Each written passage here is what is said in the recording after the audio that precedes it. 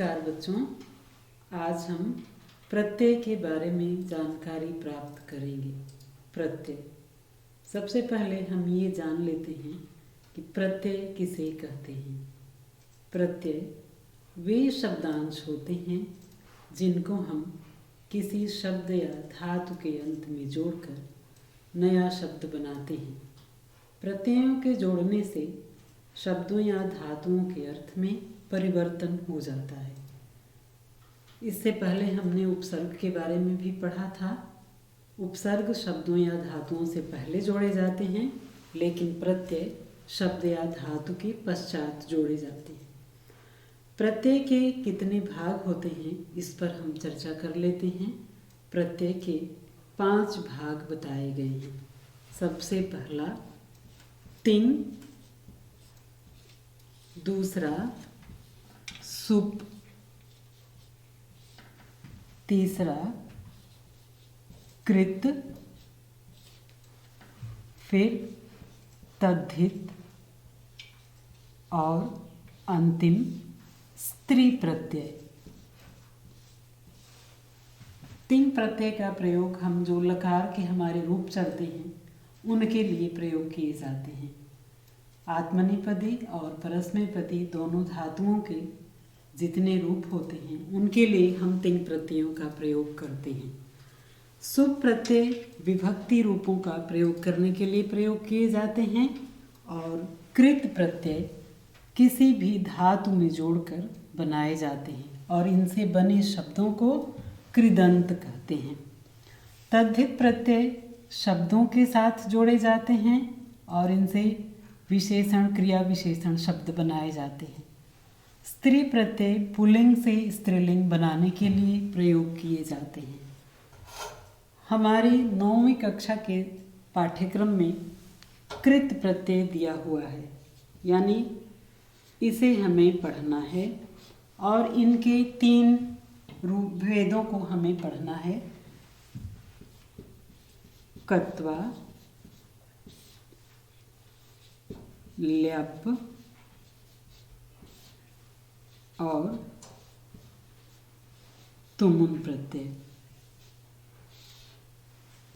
कृत प्रत्यय से जो शब्द बनाए जाते हैं उन्हें हम कृदंत कहते हैं। आज हम कत्वा प्रत्यय का अध्ययन करेंगे। कत्वा प्रत्यय धातुओं के साथ जोड़ा जाएगा और जोड़ते समय इसका सिर्फ त्वा जुड़ेगा। कत्वा प्रत्यय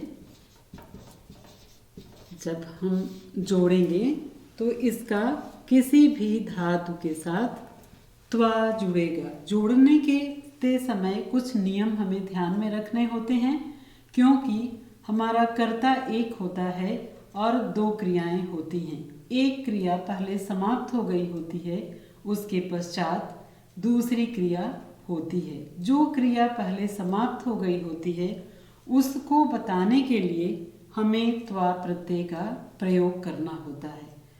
जैसे किसी उदाहरण से हमें समझ में आ जाएगा, तो सबसे पहले हम एक उदाहरण देखेंगे और उसके बाद हम इसको समझेंगे। जैसे सह पाठम पठित्वा विद्यालयम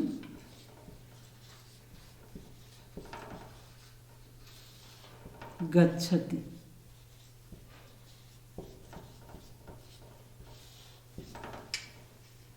बच्चों, इसमें सह हमारा कर्ता एक है, लेकिन क्रिया इसमें 2 दी गई है। एक तो पठित्वा और दूसरी गच्छति। पठित्वा अर्थात पढ़कर, अर्थात पढ़ने का काम पहले हुआ है, उसके बाद बच्चा विद्यालय गया है। तो जो काम पहले हो गया है हमारा, उसको बताने के लिए हम त्वा प्रत्यय का प्रयोग करेंगे। सह अर्थात वह पाठम पठित्वा पाठ को पढ़कर विद्यालयम गच्छति विद्यालय जाता है। तो यही क्रिया हमें पाठ को पढ़कर, जो काम पहले बच्चे ने कर लिया है, उसको बताने के लिए हम कत्वा प्रत्यय का प्रयोग करेंगे और इसका धातुओं के साथ त्वा जुड़ेगा। जोड़ने के लिए 1-2 नियम हमें और भी ध्यान में रखने होंगे। जैसे जो धातुएं हमारी दो तरह की होती हैं। एक धातु सेट कही जाती है और दूसरी अनिट कही जाती है। सेट अर्थात जिसके लिट लकार के रूप में बीच में ई जुड़ता है, पठ ई स्यति, पठिष्यति। और दूसरी धातुएं होती हैं जिन्हें हम अनिट कहते हैं। उन धातुओं में ई नहीं जुड़ता, जैसे दास्यति, पास्यति। दा के साथ स्यति जुड़ेगा, बीच में ई नहीं जुड़ेगा। तो जो धातुएं सेट होती हैं उसके साथ हम कत्वा प्रत्यय का प्रयोग करते हैं, तो बीच में ई का प्रयोग भी करते हैं। जैसे यहाँ पर हमें समझ में आ जाएगा, पठित्वा लिखा हुआ है। पठित्वा में पठ धातु होती है, पठ प्लस कत्वा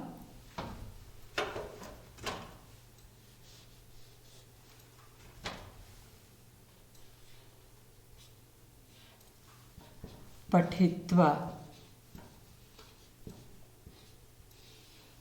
ठीक है, क्योंकि पठ के लिट लकार के रूप में ईष्यति आता है। पठिष्यति, पठिष्यतः, पठिष्यन्ति शब्द रूप चलता है, तो उसके बीच में ई आया हुआ है, अर्थात ये हमें बता रहा है कि ये हमारी धातु सेट है, अर्थात इसमें ई का प्रयोग किया हुआ है।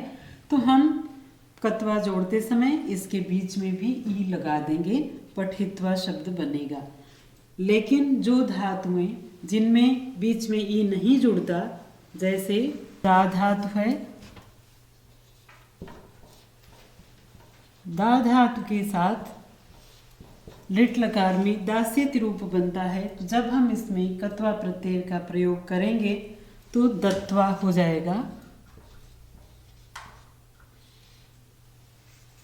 दा के साथ कत्वा हमने जोड़ा, दत्वा शब्द बना। पा के साथ हम कत्वा जोड़ेंगे, पीतवा शब्द बनेगा। एक दो नियम और भी इनके ध्यान में रखने हैं। जैसे जिन धातुओं के अंत में अनुनासिक व्यंजन आते हैं, जैसे गम धातु हो गई, हन धातु हो गई, इनके साथ जब हम कत्वा का प्रयोग करेंगे तो अनुनासिक व्यंजनों का लोप कर देते हैं, अर्थात उन्हें हटा देते हैं। जैसे गम के साथ हमने कत्वा जोड़ा तो गत्वा, और हन के साथ हमने कत्वा जोड़ा तो हत्वा शब्द बना। ये सारे शब्द हमारे अव्यय बनते जा रहे हैं, अर्थात हम इनका रूप नहीं चला सकते। फिर जो धातुएं व से शुरू होती हैं, जैसे वस या वच, वस प्लस कत्वा, वच प्लस कत्वा, इनके साथ जब हम कत्वा जोड़ेंगे तो व का उ हो जाता है, और इस नियम को हम संप्रसारण कहते हैं। शब्द क्या हमारा बन जाएगा? उषित्वा।